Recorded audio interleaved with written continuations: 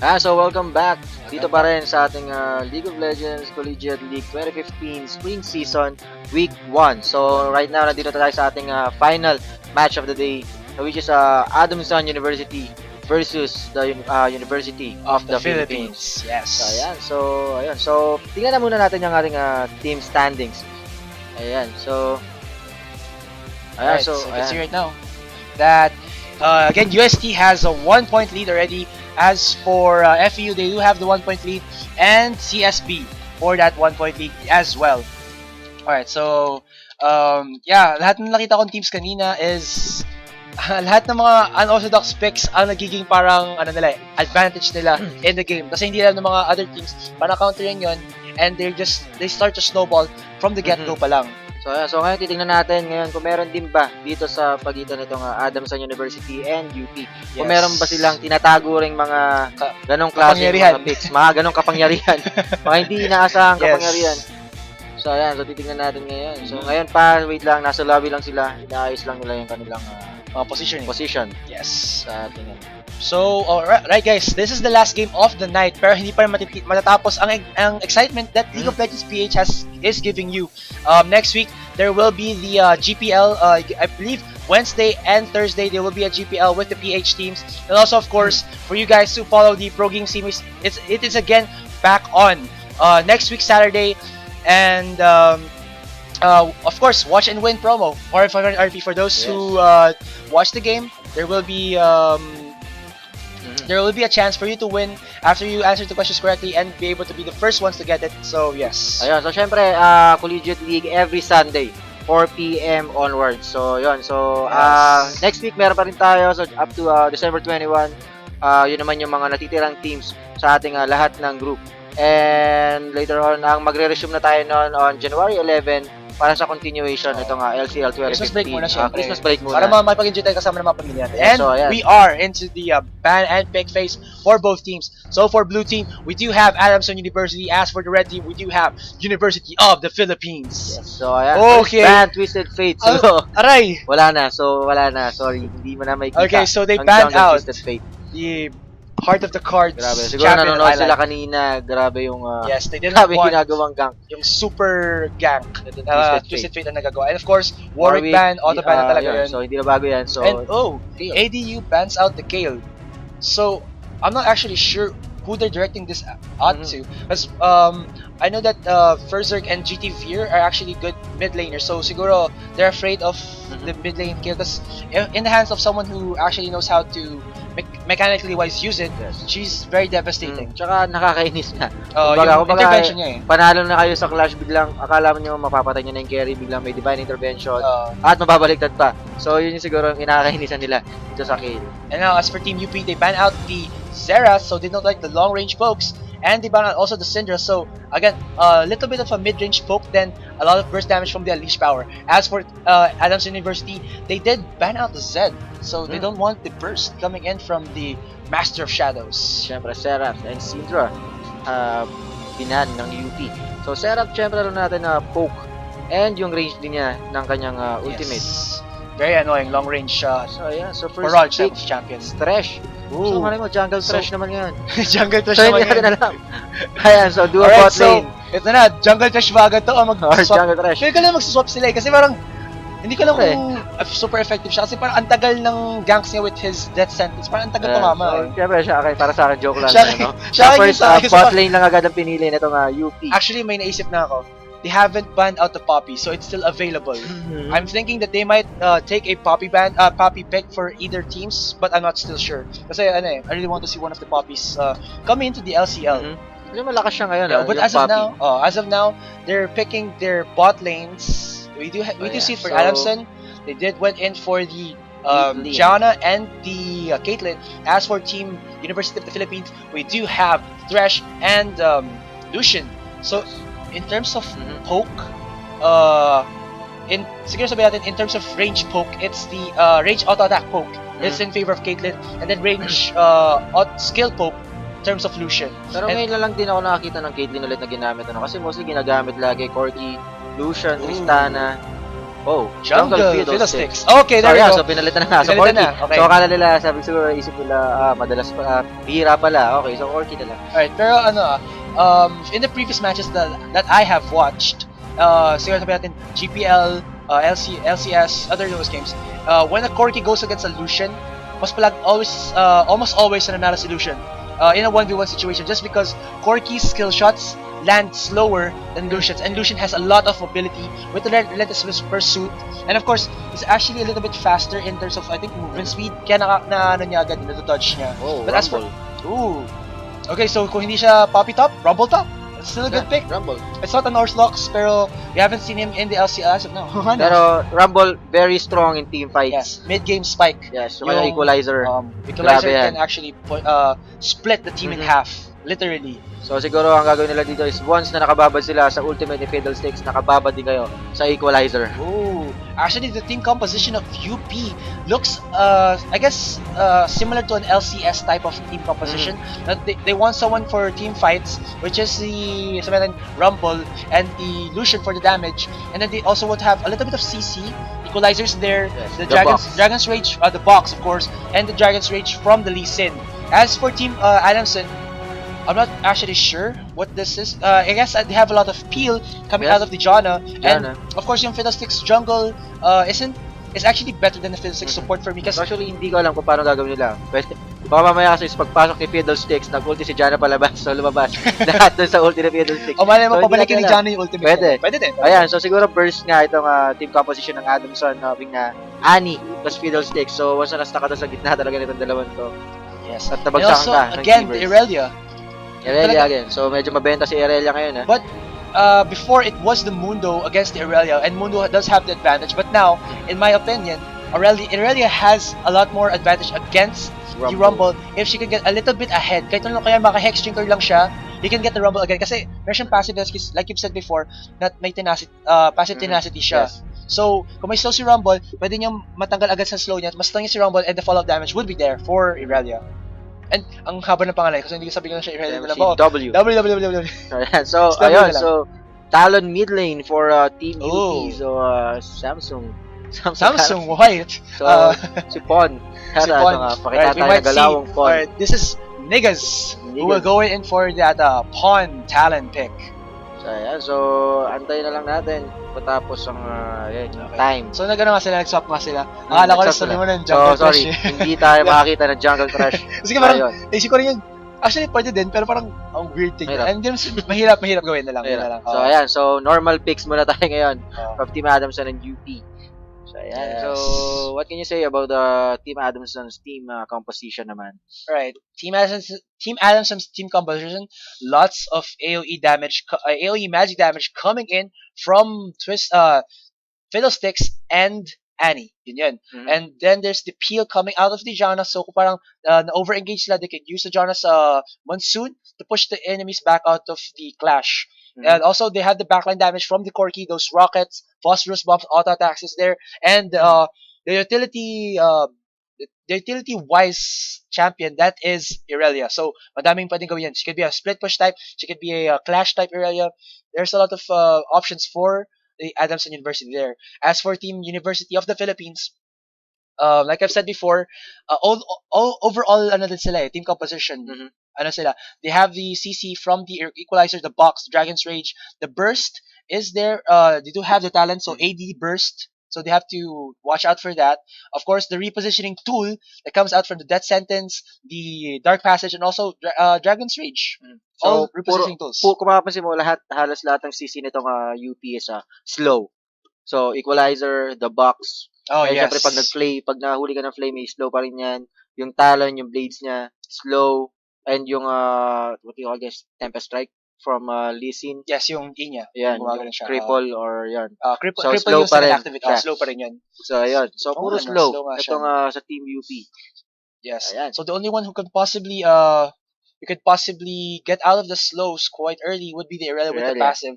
But other than that, it won't be Fiddlesticks or any of those. So they have to be, sabihin natin, they have to set the fights for themselves. Adamson has to set the fights to start for themselves kasi UP if they start off kasi ano ang dami na nga nilang ano 'di ba slows then the repositioning tools that they have from their skills. So parang ano ang hirap pasukin yung ayun gusto ko sabihin, ang hirap pasukin ng Adamson yung team fight pag starts in the favor of So, UP. kaya pag umarang nga yung equalizer dito, medyo mahihirapan. And kung mapapansin mo, medyo parang puro squishy ang lineup nila, no? So, kung totoo sa'yo, parehas na team eh. So, in terms pagdating sa jungle, so hindi pa rin natin alam syempre kung anong gagawing item build nito ni GT Veer sa kanyang Lee Sin, kung magiging tanky ba siya or medyo offensive type of Lee Sin siya na kumbaga damage type Lee Sin. So I guess it would be like a hybrid kasi ano naman good solution for hybrid type of builds kasi nakikita naman he has a lot of damage, just make him yung tier 3 item of the jungle with yung AD tier 3 item of the jungle. I forgot the name. We'll see yung may cooldown reduction yung yes, saka yung brutalizer. Yes. Okay. So and then you can just build him pure tanky after that. Sightstone. Yeah, Sightstone kasi mobility with the wards. HP. HP and mobility with the wards. So 25 seconds remaining sa ating delay. Alright, so also I guess bot lane wise, who do you want to win? Well, I think standard bot lane, no? So I think Lucian pa din eh. So Lucian kasi kumbaga siya yung pinaka-safest pick in terms of AD carries natin ngayon. So having na yung combo pa niya yung support is Thresh. So malakas mag-zone out itong si Thresh. So and having Janna na sobrang squeeze siya at the very start of the game. So medyo ingat lang kasi once na death sentence kaya mag-follow up agad ng itong relentless pursuit ni Lucian plus yung kanyang Q. Yes. So ayun. So para sa akin talaga bot lane. So damage wise Lucian. I have to agree with you on that kasi nga sinabi ko kanina, Corki still parang ang bagal ng skill shots niya. Yun na lang yun. And Lucian has a faster release of the skill shot time. Yes. Kaya parang the more he can output more damage than the Corki in a shorter amount of time.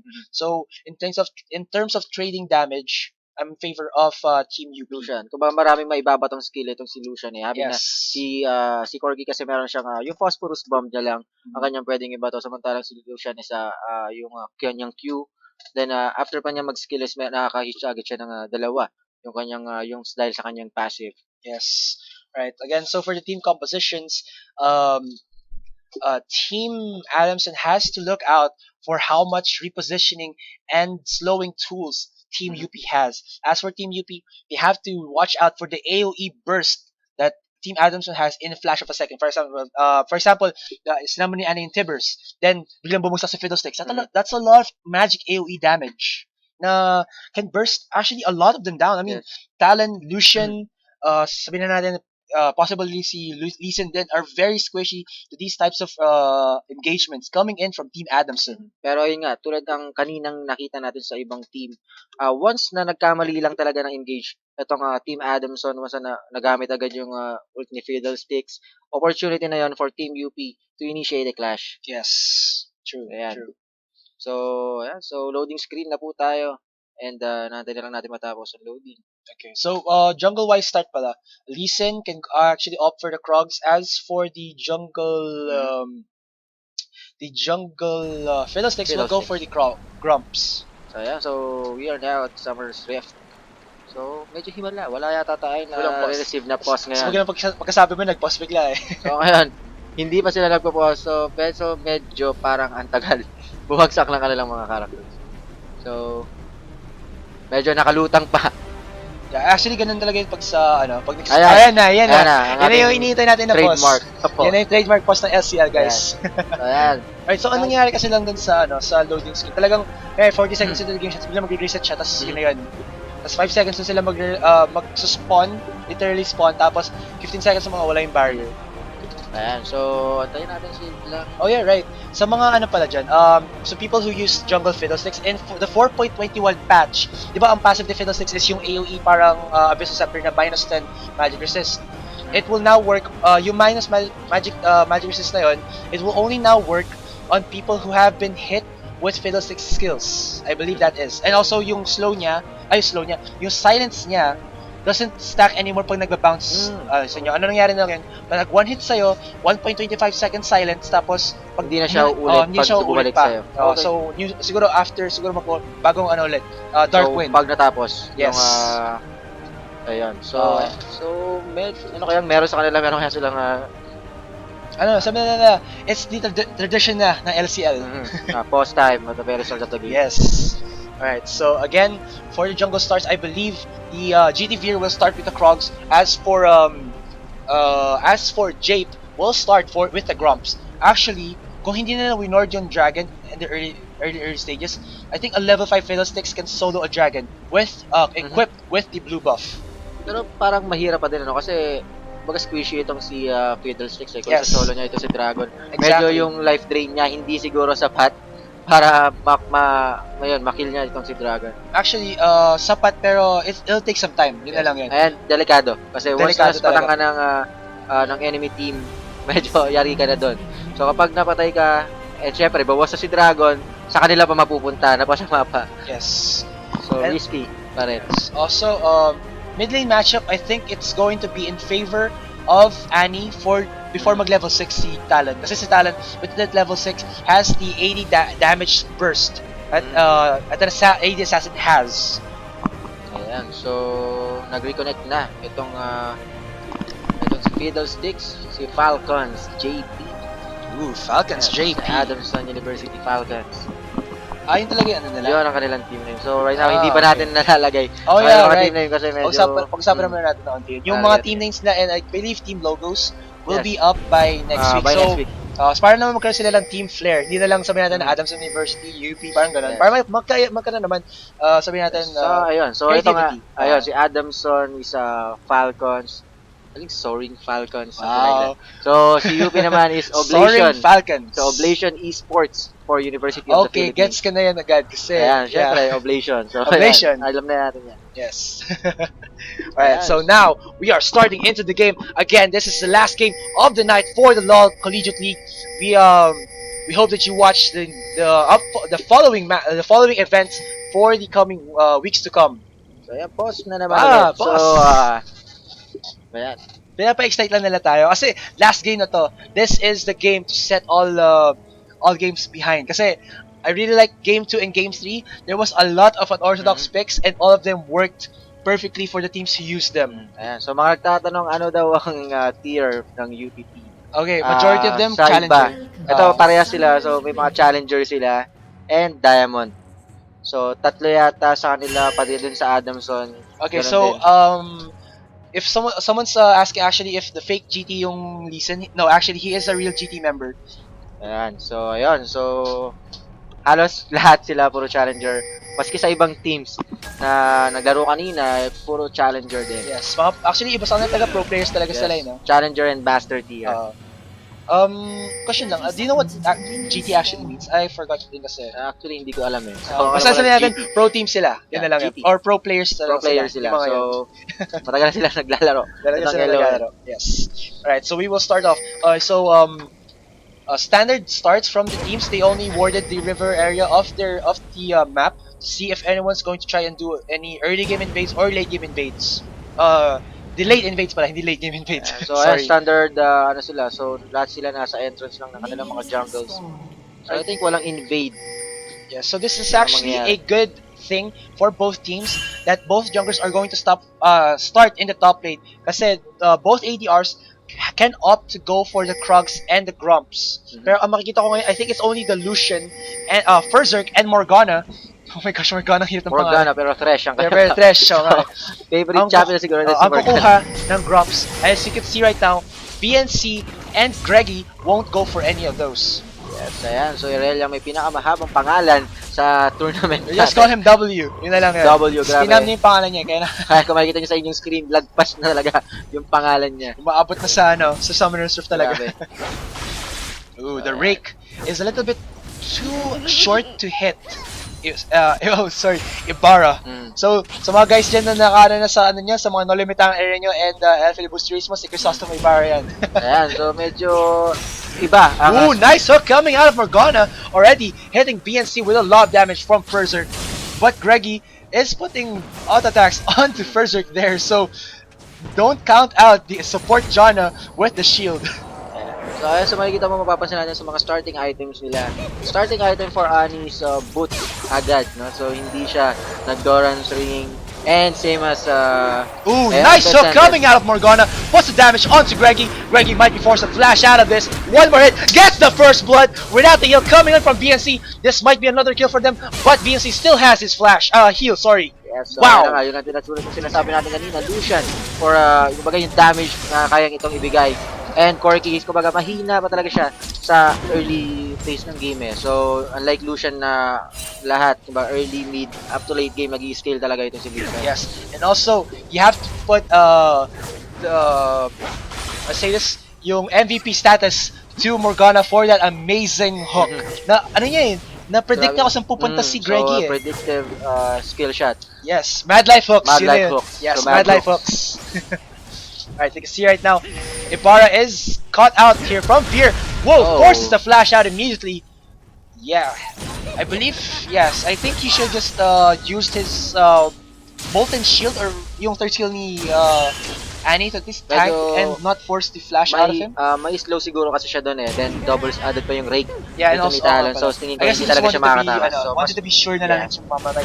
so But slash na lang. with that, he used the oh wow, here comes the damage yet again. For Morgana will hit VNC. VNC doesn't have flash anymore, guys, but he does have the heal. This might be the second kill for Berserk, and Berserk gets that kill for himself.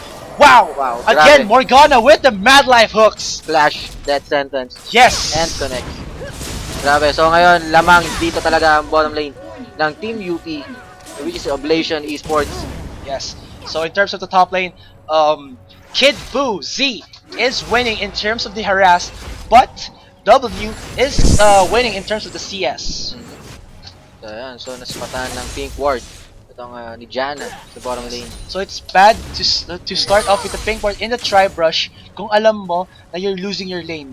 Yeah. Kasi they're going to overextend and see that ward in the tri-brush, and then mapapatay agad nila and you can't do anything about it unless you have the jungler, your own jungler to help you burst it down. And almost another hook coming out of Morgana there. So kailangan kumilos na dito. Ito nga si Falcons JP, Fiddlesticks ng gank dito sa bottom lane. I don't think he can get the gank though.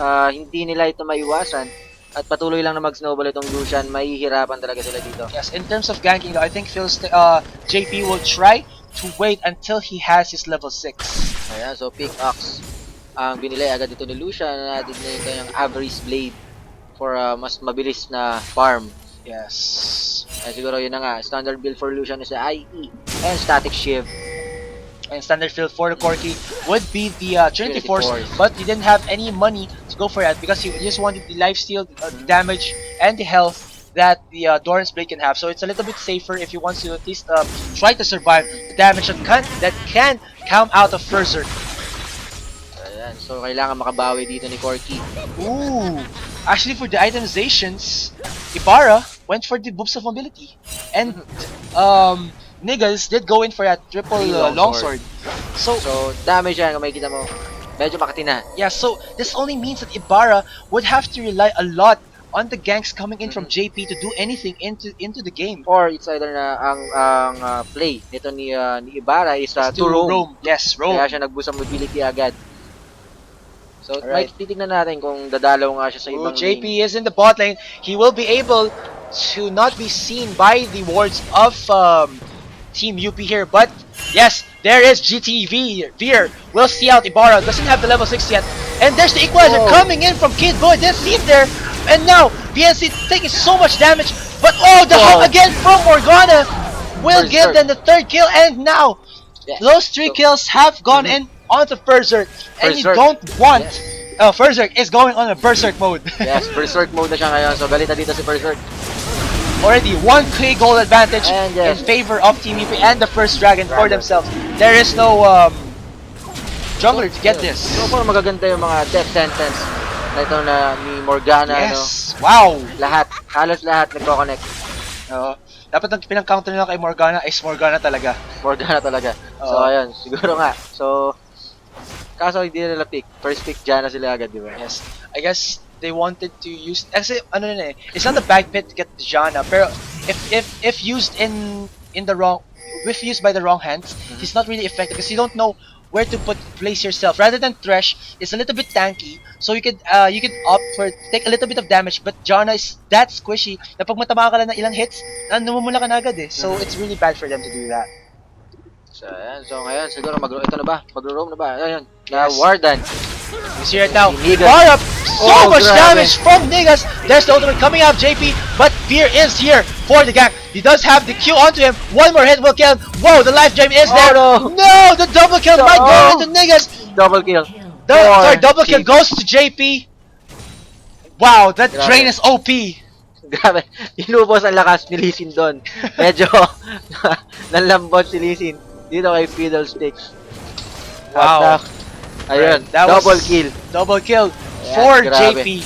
But Grabe. Ibarra, yes, even though that was in favor that JP got the double kill, because the Olens, now the Death PNC sentence will take a lot of damage from Berserk and Morgana yet again. Again, you death sentence. Oh! One more hit from that might have killed Greggy, but it forces the heal out of VNC. But like I was saying before, even though JP did get like 2 kills, again the hook from Morgana Grabe. uses the box. But here Ano yan? comes Ibarra. Will he get the stun onto Berserk? Yes, there's the ultimate damage. Will give him the shutdown kill. So wow. And ayun na nga. So, Alright, you see right now, W putting a little bit of damage onto Kid Boozy, but not enough. ayan. So, makikita natin CS advantage in favor of W. And ayan na nga. Oh, here comes JP with the gap. One Fear will get him. There's the life drain. Will give the kill to W. Equalizer little bit too bad, not the best of positioning, I should say. But while was that happening, Nixie putting the tier 1 mid tower into below 50% HP. Ayan. So, medyo bumili na ng EP item. I think Magsazonyas Hourglass agad itong si Ibarra. Yes. Yun ang kanyang plano for added armor nga naman against Talon. Yes. So, you can see right now that the gold advantage has swayed back into the favor of Adamson. Only 200 gold advantage coming in from Team UP. Right. So the majority of the gold advantage is coming out of W's Irelia, which has a 1,000 gold lead against Kid Boozy's Rumble. Ayan. So, if ever na magtuloy-tuloy din itong ganyang state ni Aurelia is turang katulad na kanina, naging problema siya ng opposing team. Yes. But you can't put out the Rumble. Even though if he only has the Haunting guys, that Equalizer is Yes. still a game-changing ultimate. Tsaka ayun, kumbaga mahihirapan pumasok. Gang Sa coming damage. out of So, here, but JP is in the backside, but he is a little bit overextended. Ibarra will take so much damage. Here comes the ultimate coming out, JP. Will the kick come out of the Lee Sin? Grabe. No, it will not, because it is on cooldown.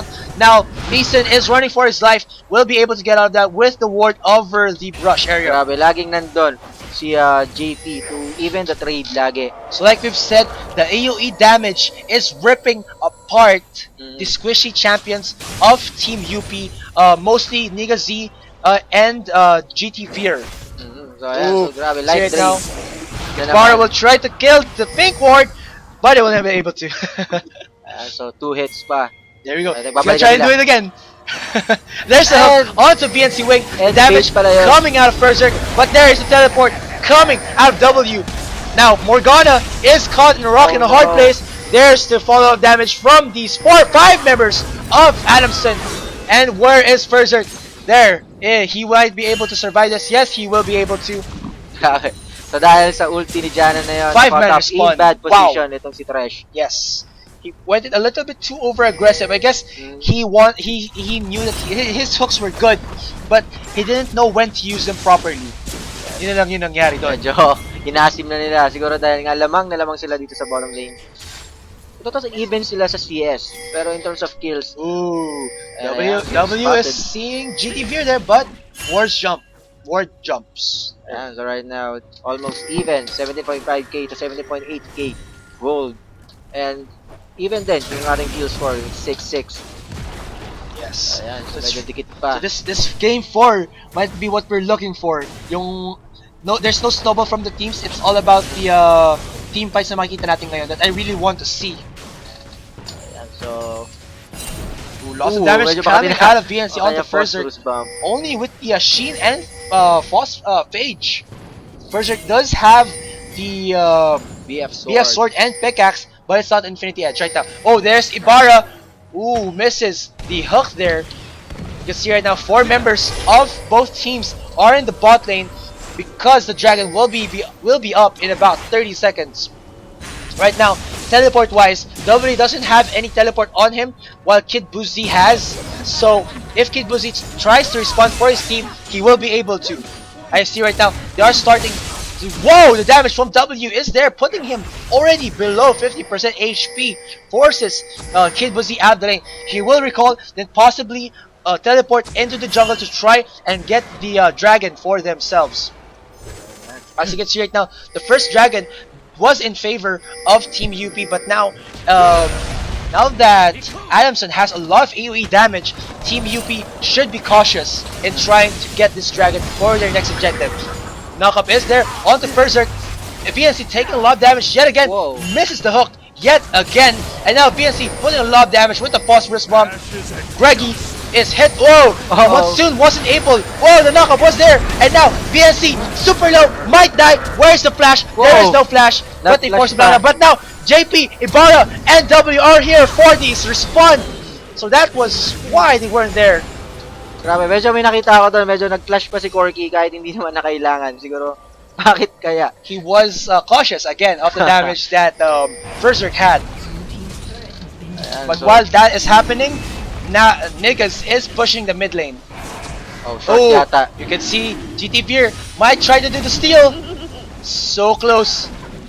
It is very close. I think he won't try to do it. So that's the first dragon for Team Adamson. So, parehas na silang may first dragon buff, which is 8% attack and magic damage.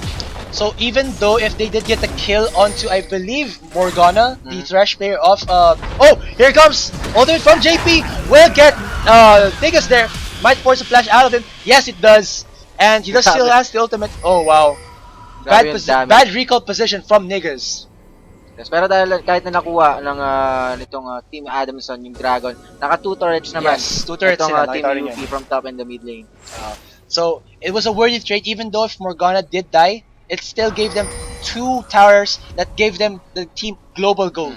So yun. And syempre yung vision din. So mas pinalit nila yung vision nitong Team Adamson pagdating sa top lane and sa middle lane. Yes, true.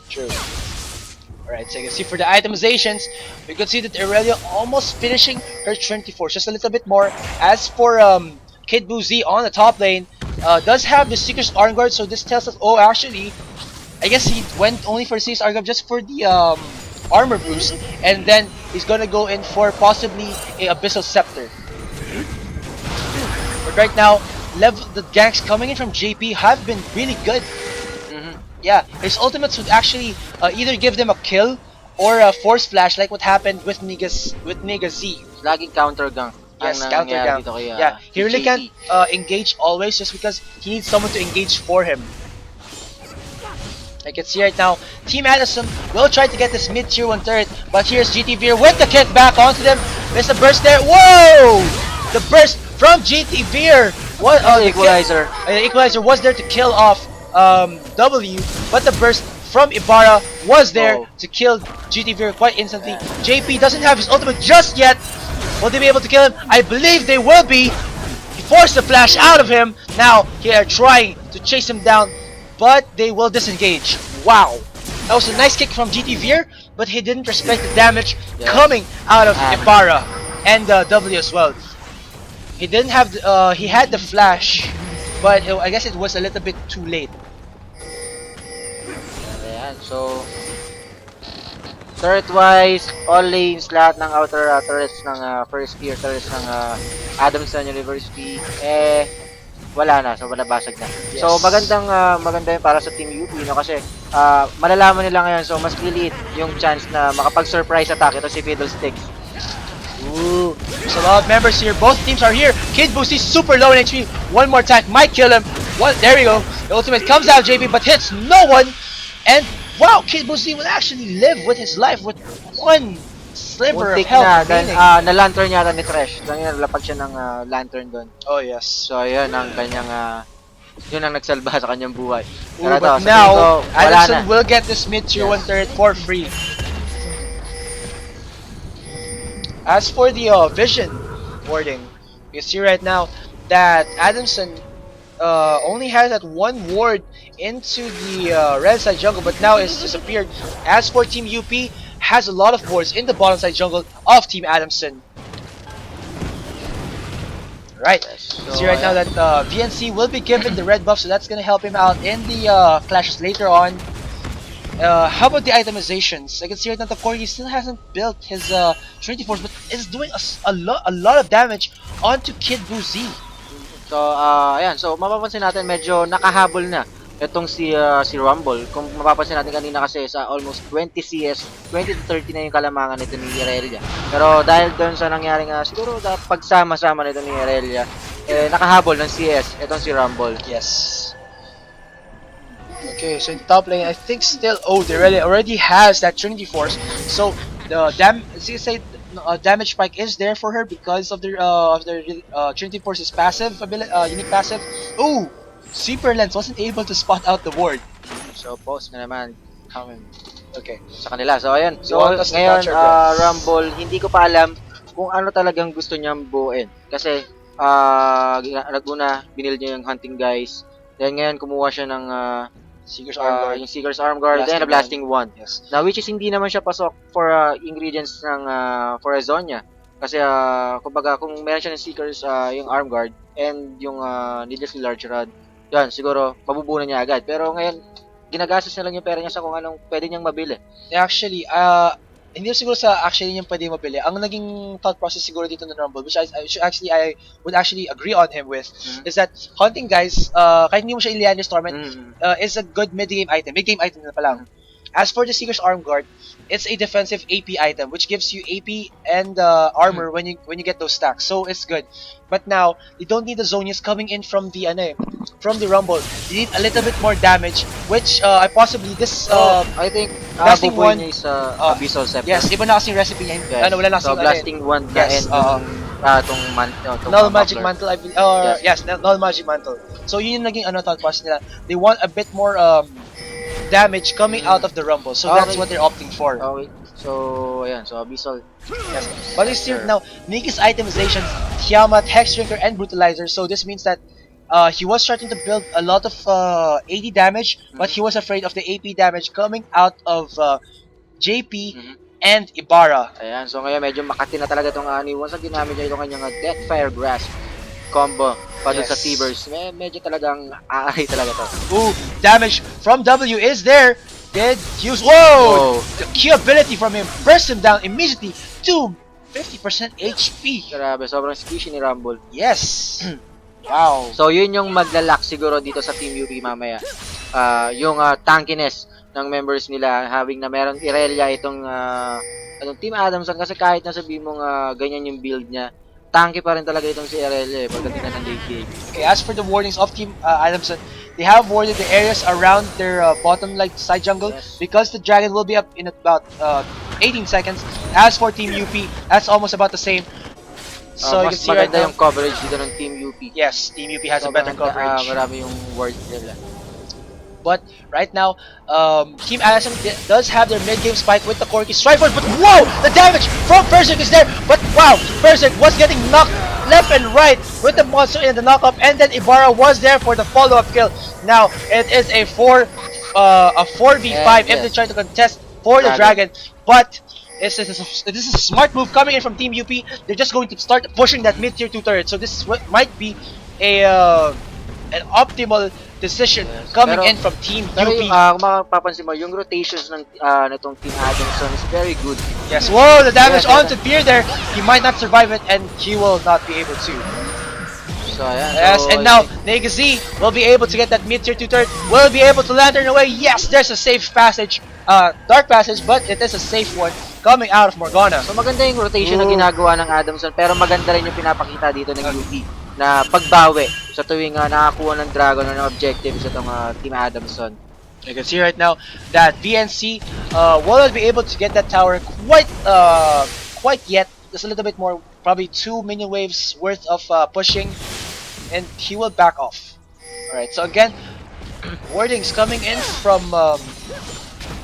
Adamson, all centered around that bottom area. But as for Team UP, wow, they're actually like this wall of wards. They can see everything that could actually happen in the jungle of Team Adamson. Ayan, pero ayun, nakakaisang turret pa lang dito ang Team Adamson, samantalang sa Team UP. Nakuha na nila yung first and second tier turret dun sa middle lane, na which is magiging pabor sa kanila as the game progress. Ooh, the damage is there again from W. Kid Boozy forced to flash out. Also, ano rin kasi, there's this investment that Team UP is risking. If they're getting the towers, but what's also happening is that Team Adamson is getting the dragons. If they get that 5th dragon buff, it would be a big advantage onto them. But now you can see that Morgana, whoa, the follow from Veer was there. Will be able to get him the kick, please. Yes, he did have to force his flash there, but I didn't think he needed to do that. So, He ward jumped over and flashed because he thought that siguro akala niya papapatasin siya nung monsoon ni Jana. Yes. Ayan. So ayun nga, so na sinasabi ko kanina, lumiliit yung mundo nitong Team Adamson, which is pabor sa UP kasi mawawalan ng pagtataguan itong si Fiddlesticks. So yung surprise factor niya hindi na ganoon ka-surprising eh. So ma-predict na or makikita ng Team UP kung saan nagtatago ito si Fiddlesticks. Yes. So yun yung dapat iwasan nitong Adamson. Yes, but again, like I've said, UP is putting a little bit of a dangerous investment into the side of Adamson, that they're giving them this dragon buffs for not actually for free. They're trading the towers, yes, but if it reaches the late game, Fiddlesticks late game and late game is, I feel, a bit more stronger than a Talon late game, because the AOE stun and CC is there for Team Adamson.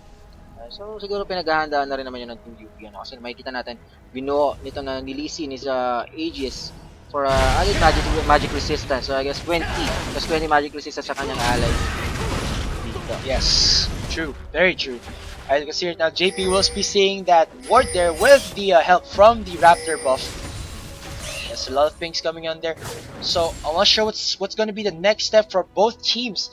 There's not a lot that they could push. Actually, for Team Adamson, it might be the top tier 1 turret and the bot tier 1 turret, but other than that, it's possibly the Dragon if they can get an ace out of University of the Philippines, or a good pick that they could force the mid immediately and get a mid inhibitor. As for Team UP, they already have almost all the outer turrets, except for the bot and top tier 2s, and they're now rotating to the Baron area. Oh, whoa! Berserk putting a lot of damage onto W there. W will nice flash there from W, but yes, that was a forced flash out of him, and successful gank, I should say, from Delusion, even though they didn't get the kill onto him. As a pressure in favor of Team UP. So ayun, hindi pa masyadong hindi nakakapagbigay ng pressure itong Adamson So kumbaga buo pa yung first tier turret from top lane and bottom lane, kaya nakakapagbigay ngayon ng pressure itong Team UP.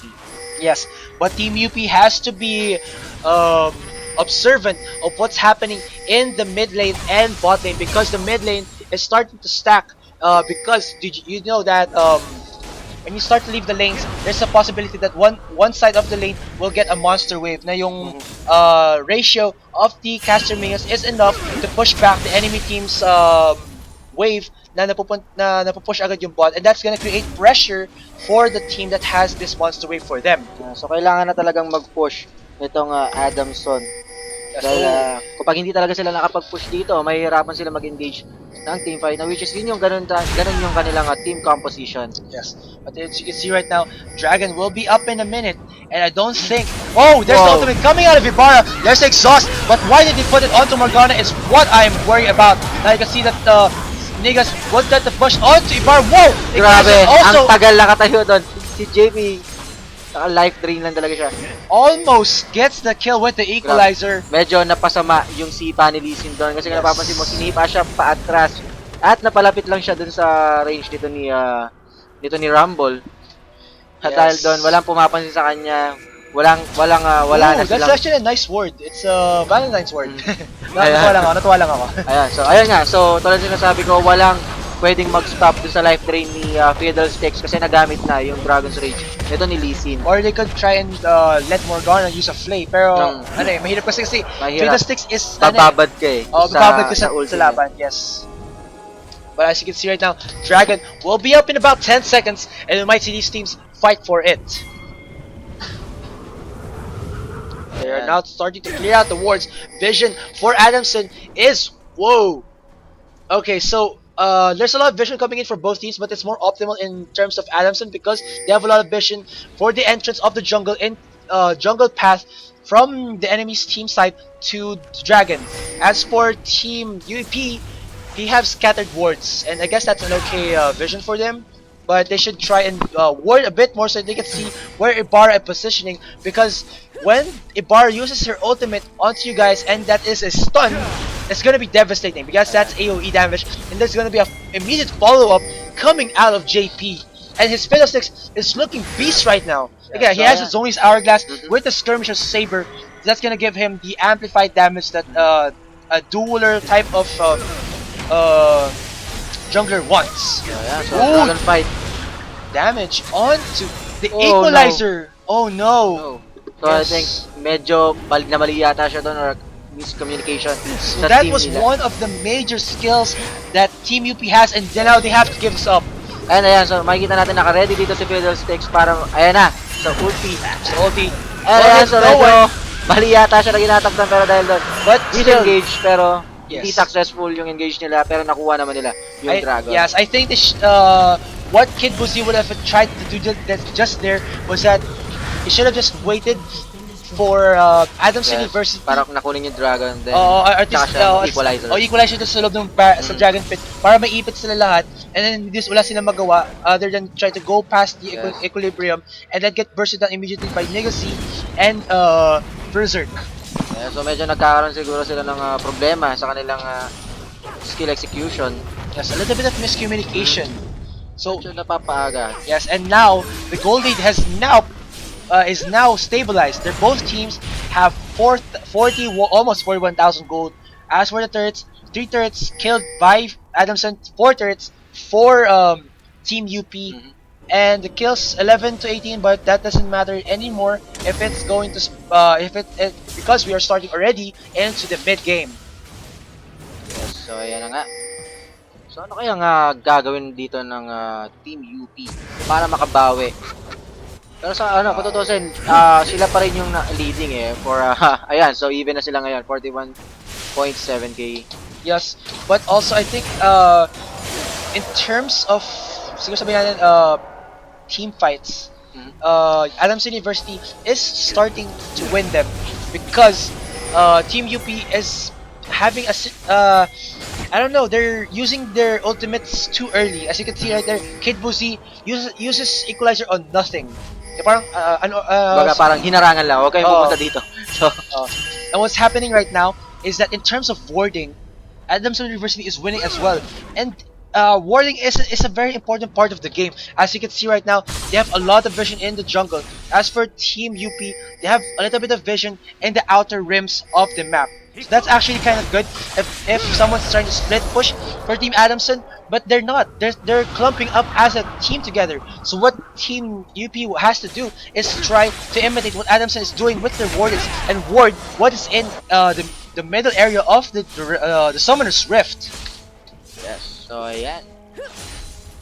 So passive muna ulit sila dito, farm lang muna.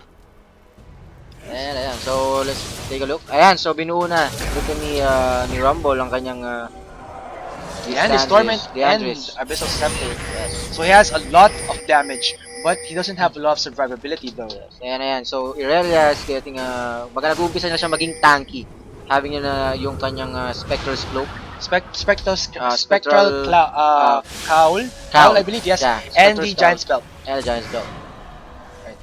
Vision. They do see red team is there, but they don't know where he is. Oh! There's the immediate burst onto Berserk.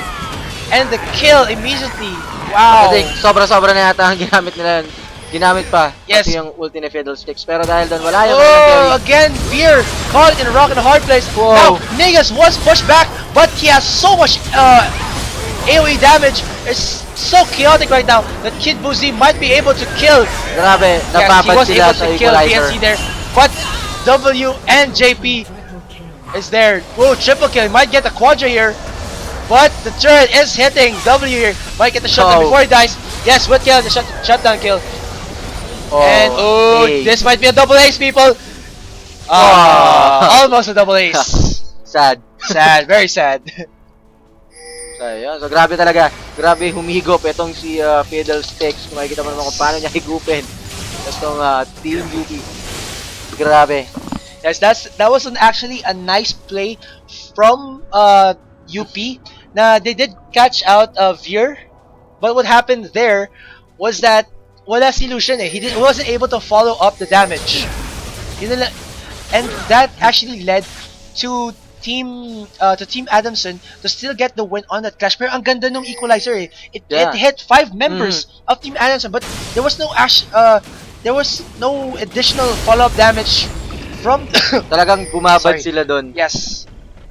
And yeah, Niga Z wasn't able to kill anyone because ang ganda din ng monsoon ni Jana eh. Na-push out agad siya. Parang pagkapasok niya, na-push out bigla siya. Tapos biglang, he had to use his ultimate. But yeah, the Jana's shield was there and the heal was there as well. Whoa!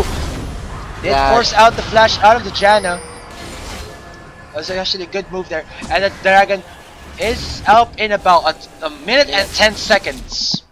This will be I believe, the second dragon of Team UP if they get it, and the fourth dragon for Team Adamson.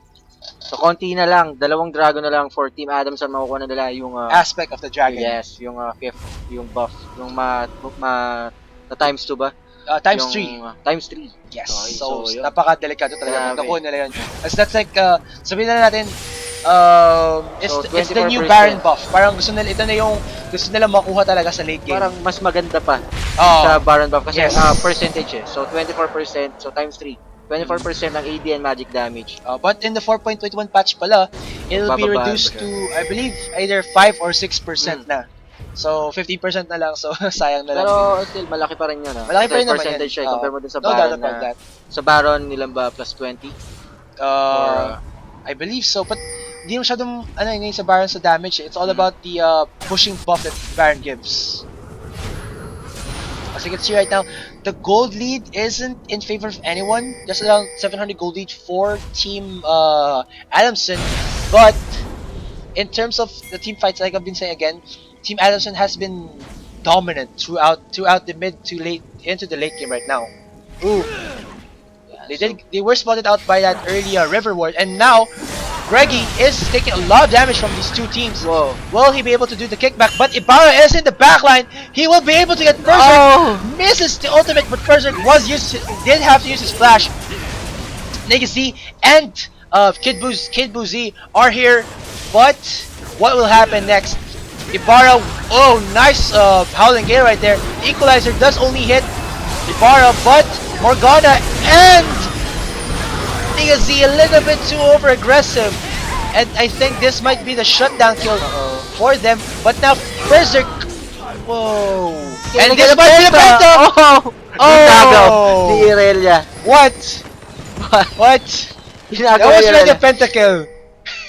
That was bad teamwork. Yeah. Yes, Siguro, remake. Bad teamwork. Bakit mo hindi binigay sa akin yung pentakill? Yes. Although, I really like what happened in the clash. W was able to, how you say this, he distracted Berserk, and Berserk wasn't able to follow any of the damage that his team was. And Niga Z was a bit too overextended when he put there. How you say this, he immediately died in the clash. Yan. Kung makikita mo, kanina pa talaga, strong pick talaga itong si Irelia. Lagi na lang siya nagiging problema. Pagdating ng late game, pagdating sa team fight, lagi talaga niyang ginugulo yung mga carry. And even now, we can see that Kid Boozy has finished his Zony's Hourglass, but I'm not sure what this could do other than just try and bait or prolong his life in the clashes. Because I can see right now, Niga Z on his talent has a lot of damage, but is not actually showing right now. I'm not sure why. Sobrang squishy. Yes, I guess it's because he is squishy himself and he can't put out his full combo. Yun na lang yun. Na mamatay agad siya Yes. pag nasa loob na siya. As for Berserk, W from Team Adamson has been zoning out Berserk very well. Medyo nahihirapan talaga siya kasi once na pumasok siya, nandun si Fiddlesticks para gamitin yung fear eh. So, Yes. Wala talaga siyang magagawa So, doon. parang sabihin na natin to, W, even though if nalusutan siya ni Berserk, there's still the threat of JP and Ibarra with their CC and high burst AoE damage. And bukod doon, nandun pa yung monsoon nito ni Jana para if ever na lumapit siya, kaya siyang palabasin lang din agad. So, Yes. wasted effort for Talon. Also, I like the timing from Greggy's Howling Gale. Nakikita mo na dapat mag-dash in na si Lee Sin. Na-knock-off niya agad eh, para hindi makapag-insect move si Lee Sin eh. I see right now, Adamson is starting to hammer down onto... Oh, that's a nice hook coming out of Morgana there. Will they be able to kill him? But the follow-up from JP is there. Well, there been equalized. The equalizer doesn't hit too many people. Where is Nigga Z? He is here, but the life drain from... Oh, Fiddlesticks was enough. But the Ignite killed him. Corky, preheat. So, ang ganda ng positioning dito ni Corky. Mapapansin mo kanina pa, Hindi siya nabawasan. So, I think ito na yun. So, This might be it, people. Ayan, so this might be it. Na GG na. Yes. They Or have... babak pa sila. I don't think... Yes, I think they might I back think because they are okay. super low in HP. So, yes. And their botting is pushing already. So, hindi pa pala. So, may chance pa rito si Yes. Blation Esports para makabawi.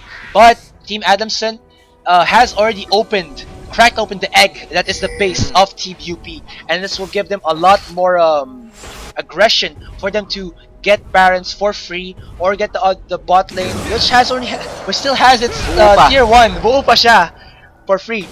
But now you can see the monster wave like I've been talking about in this bot lane. Now, if you let it be, there's this gonna be like sabihin natin pro players actually use monster waves to their advantage. Na yung there's like a ratio, diba? Na 1:1 ratio for the waves. Pero pag kaya pinatay mo yung tatlong caster minions ng enemy team, there's like this 3:1 ratio na yung pushing power na pupunta sa favor ng kompletong wave. And pro players are using this to their advantage na kahit man hindi sila nasa lane, they're using that to push the lane for them. So, ayan. So, tingin ko magsiset-up na rin ng Baron itong Team Adamson. Ooh, that's a lot of wards onto the mid inhibitor from UP. From Adamson, sorry. So, kitang-kita nila kung nasaan. So, walang vision. Wala bang vision? Yeah, they have the vision onto it. Yes, they see that Team Adamson was rotating into the Baron area, but now here they are going to start the Baron. Will Team UP be able to steal this, or will Team Adamson increase their advantage further into the game? Medyo delikado itong ginagawa ng Adamson ngayon kung sakaling itutuloy nila itong Baron dahil alam Scry Orb spots out the Fiddlesticks. Alam ng Oblation Esports kung nasaan itong Falcons. Yes, but each time that Oblation UP is let's say this, trying to defend the Baron against Adamson, the mid lane is pushing for them.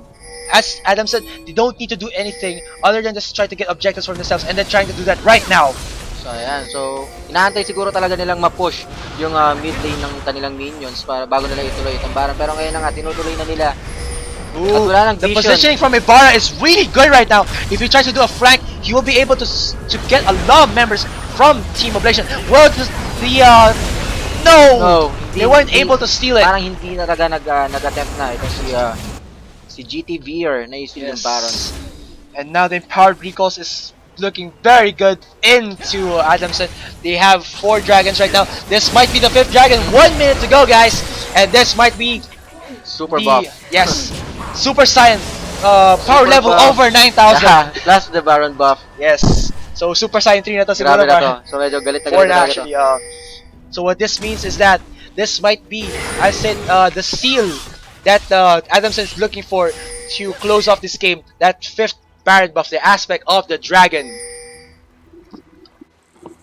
Ayan. Alright, you can see right now the wardings from Adamson is a little bit optimal, as they did scatter a bit of wards from the previous Baron, but now they're starting to ward in this dragon area. As for Team UP, they are getting dewarded quite fast, so they don't have any vision of where the enemy team is. Ayan, so 10 seconds remaining bago mag-up ang Dragon. So I think hindi na ito i-contest ng Yes, UP. and there's the OP minions right now. The Hadouken cannons are here, people. And now the Dragon is live, and Team UP can't do anything about this. They have to defend their Nexus, or else Super Minions will destroy it. Ayan, so minion pressure in favor There of it is. Adamson. So ayan na, super saya na sila. Aspect of the Dragon, and now I guess this might be the seal that Adamson is waiting for so them ito to yung- seal ito yung, to close off the game. Ito yung first game na nakaabot tayo sa Dragon 5, yes. So LCL history made. So yan, so may first team lang na naka 5 Dragons. Yes. May price ba sila doon? Wala naman. Wala naman. So Wala ayan, naman. so ayan, so, Achievement lang. ayan, so tatapusin na yata Yes. itong Team Adamson, and wala nang ginagawa dito ang This is the last stand for Team UP. Nice equalizer there, bursting down Greggy.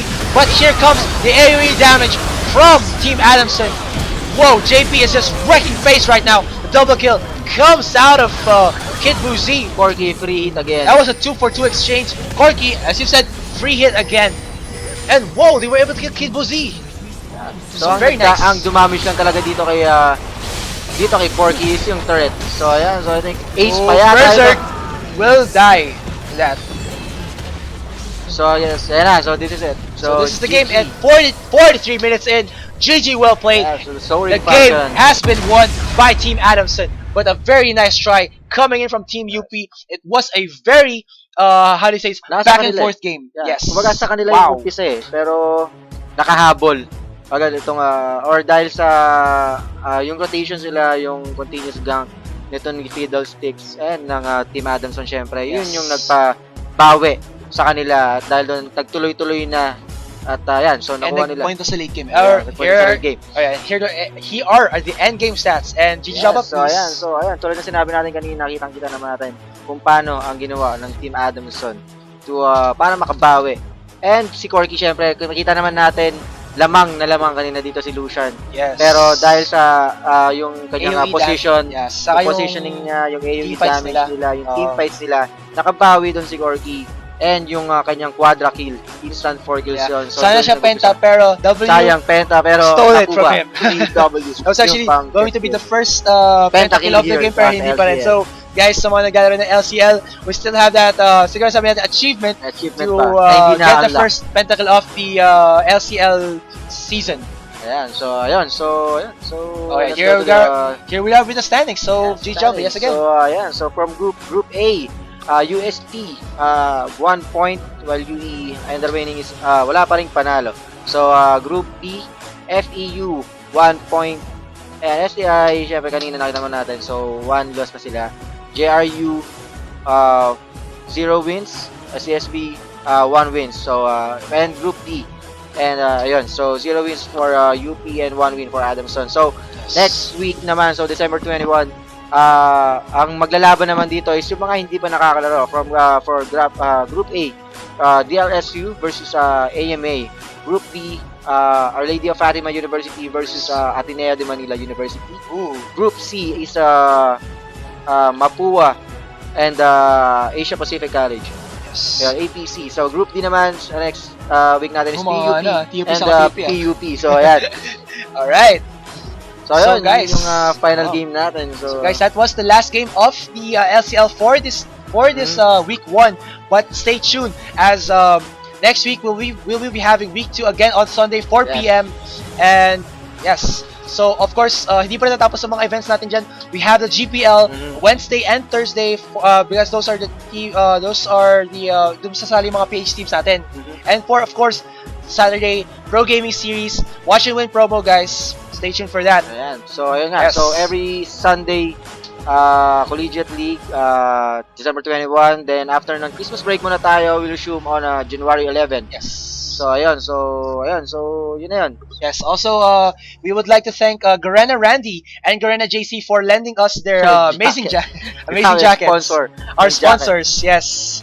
And also for you, our viewers, who have been patient with us for this 4 straight hours kasi we were the only shoutcasters here and grabe. Grabe sa pagtsatsagaan nyo Pagod sa kami boses pero namin. sobrang ganda ng laban. Twisted Fate jungle, Quinn jungle, all of it so good. So, maybe next week makakita pa tayo ng bago. Yes! Malay natin makita natin Oo. si Gorgot naman. Urgot Lumabas. jungle naman. Yeah. Yun natin. Siyempre, sino na magkita? And again, to introduce ourselves yet again, I am GS Asrai with an I, And I'm Gigi Java. and we are signing off. Yes.